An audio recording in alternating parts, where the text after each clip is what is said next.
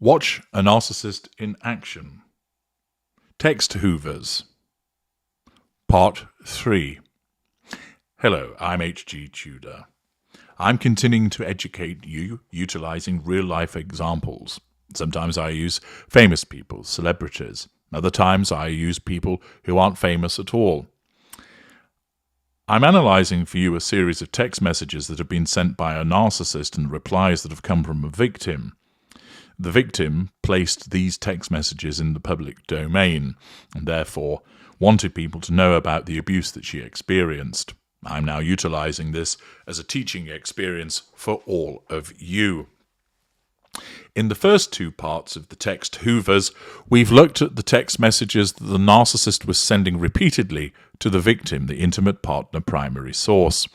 But now we're going to look at a small set of text messages that he has sent to third parties, starting with an individual who he clearly regards as a threat to his relationship. The narcissist has got the number of an individual who would be likely a non-intimate tertiary source in the fuel matrix of the narcissist. A stranger, somebody who isn't necessarily known to the narcissist. This lower mid-range narcissist evidently deems that there is a threat to control, subconsciously. This tertiary source has come up on his radar, and this individual's presence has threatened the control in relation to this tertiary source, but also over the intimate partner primary source. His narcissism has therefore determined that a direct assertion of control over the tertiary source is the appropriate means of doing so. Likely because it's easy to do so because he's got that person's telephone number. And therefore, he fires off a text. Listen to me, you stupid fucking cunt. Mind your own business. And I think it would say, I'm not your friend, such and such not your friend. It must mention someone's name. She talks shit about you, triangulation, behind your back daily. And Rosanna, they're the intimate partner primary source, is a cheating whore, smearing. And I told that ugly faggot to back off my woman and told my woman to stop cheating like a goddamn whore. She had daughter and family. She doesn't have time to run around and do nails and jack off and go out. She has priorities. Again, his low cognitive function is demonstrated by the repeated misspelling. So back the fuck up, you dumb cunt. You have no idea who the fuck you're dealing with. Issuing of threat, telling this person to back up. Insults. I called her out on cheating. Grow the fuck up and deal with it. Accordingly, this individual is seen as some kind of threat to the narcissist, and there has been an ignition of heated fury, causing the narcissist to go direct at this individual to assert control through the use of threat and through the use of insult. There's also smearing of the intimate partner primary source with the name-calling. This demonstrates more of the lesser behaviours of this lower mid-range narcissist, the level of aggression and the heated ignited fury that's evident in this particular text Hoover. The narcissist continues with the Hoovers by stating, and the last thing I need is some jack-off trying to talk to my woman. Note the possessiveness there, the objectification, my woman, and some dumb whore like you and rest of the stripper name whores you roll with. So it would appear that this individual is likely to be a female and has evidently been saying something which has caused a threat to the narcissist's sense of control. None you have idea what you're getting yourself in, so I suggest you back the fuck up and keep your mouth shut, kid. I got every right to call, this is probably the intimate partner primary source, out on cheating. This is the paranoia of the narcissist once again, where his narcissism tells him that she's been cheating, therefore motivating him to make that accusation for the purposes of asserting control. And you and nobody is going to stop that. Again, the big man. PSH, get your facts before you open your mouth. You don't even know the half of it. Accordingly, A vitriolic attack upon this individual, this particular third party, who is likely to be a tertiary source. The narcissist has got hold of this individual's number and has gone on the attack with a direct assertion of control. There now appears to be a response.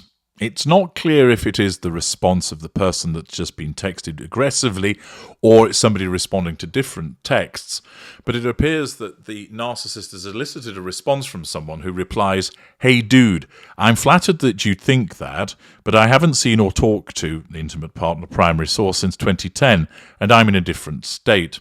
I suspect this is a different person that's responding to an alternative text message that we've not seen, because the first two text messages appear to have been directed towards a female, whereas this creates the impression that it's a man that's responding. The girl I knew isn't someone that would cheat because I never slept with her when we dated. Even after I made moves on her, she shut it down.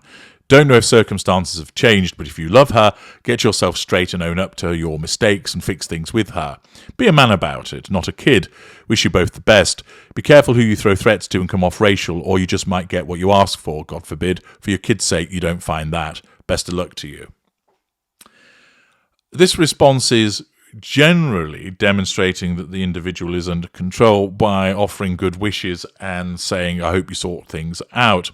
It's evident that the narcissist has contacted this person and has accused them of being someone who has slept with the intimate partner primary source. Rather than respond particularly aggressively, this individual has responded by saying, "No, that's not the case and she's not the type to cheat," and therefore would provide the narcissist with control through this response and also create the subconscious sense of control over the intimate partner primary source by confirming that she's not somebody that would cheat. But once again, notice that the narcissist has put it out there, contacting another third party to accuse them, without any justification or evidence, that they've been involved in the commission of infidelity with the intimate partner primary source, showing the high level of paranoia that exists with this particular narcissist.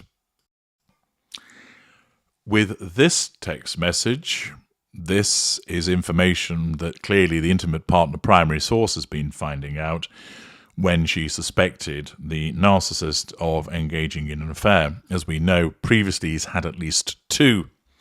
The other woman, who would be an intimate partner secondary source, most likely a dirty little secret, has responded to the intimate partner primary source by explaining, "I am not skinny or blonde by any means. He never drank or smoked weed around me. It was always just a booty call," showing the shelving dynamic that takes place. "Most times he was only over for less than 20 minutes, lol. He had major performance issues with me. He would come after like 2 minutes every time and just said we needed to practice more so he could go longer, lol. Probably the thrill of cheating or the face that he had to be quick so he could get home to you." This dirty little secret, showing no loyalty whatsoever to the narcissist and well and truly dropping him in it, with not only confirming that he was conducting acts of infidelity, albeit not for very long, and also making a mockery of him with regard to his sexual performance. Were the narcissist to see this message, this would of course be challenge fuel. A further text response from the dirty little secret explains as follows. "Right, he was always really paranoid," demonstrating again the paranoia of the narcissist, "when my male roommate was there. Accordingly, when he's popping over to see the dirty little secret, his control is also threatened by the presence of the male roommate. He said because he's a very private person, which is just excuse making. Just didn't want too many people to know he was a cheater, which shows that he does operate a degree of a facade. My roommate moved in June of last year, and Mike was so jealous of him. Thought I was screwing him. Asked me all the time and said he wanted to move in and have me be his girlfriend. Promised gain, so no one else could fuck me. Possessiveness. What a loser. Ugh, I hate that you have to go through this." The other woman showing a degree of solidarity with the intimate partner primary source. Accordingly, the paranoia that he has in relation to his intimate partner primary source also exists with regard to the dirty little secret, whereby the presence of a roommate threatens his sense of control, resulting in him repeatedly saying to the dirty little secret, "Are you cheating also?" an individual that is consumed by his paranoia. A further set of text, but this time involving third parties, which provides you with useful insight in relation to the behaviours of the narcissist and shows the expansion of interactions within the fuel matrix. Please do ensure that this series is shared. These are excellent examples to help your learning and for other people to understand what is going on. The more that you can ensure that people watch these videos, the more I'll make of them. I'm HG Tudor. Thank you for watching.